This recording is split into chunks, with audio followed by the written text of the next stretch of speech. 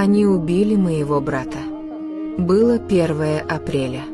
Все работали на земле, и мой брат тоже. Решил заняться сельскохозяйственной работой. И вот, в это время убили человека. Там творилось такое, что даже похоронить покойника было невозможно. Мои двоюродные братья застряли, остались там. Те люди, которые убежали, они убежали, а тех, кто остался, выводили и заставляли копать могилу. Пока наши люди были им нужны, их заставляли копать могилы, а затем на том же месте убивали. Там произошел вот такой случай, вот как они убили мужа моей двоюродной сестры. Он прятался, но когда у соседа ворвались и начали там разгром людей, он вышел из укрытия, пришел в дом соседа и сказал нападавшим: «Что происходит здесь?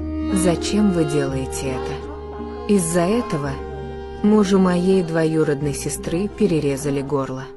Они отрезали ему голову и эту голову, бросили в одну сторону, а тело выбросили в другую сторону. Затем случилось так, что мать не смогла похоронить своего сына.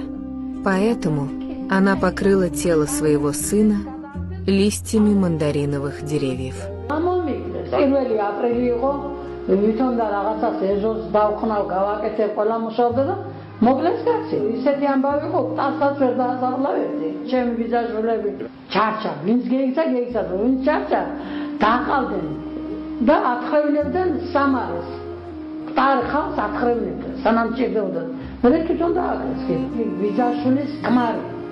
მოკლა თვითონ ასეთი შემთხვევა იყო კიდევ იმასაც გეტყვი რომ მეზობელთან შემოწვიდნენ და ააწიაკეს ხალხი ამე გამალულყოფილა საფრთხეს შემოვიდა რატო შევით ამასო რა შეაქვს საკონამბავი და იმასაც ყელი გამოჭრეს თავი აქეთ გადააგდეს პანი იქით და მე ვერ დამახა იმ გამადა მანდარინების ფურცლებით ის იყო ნახშირი ეზოში ეყარა ხალხს და ის დაყარა დედამ შული ვერ დამახა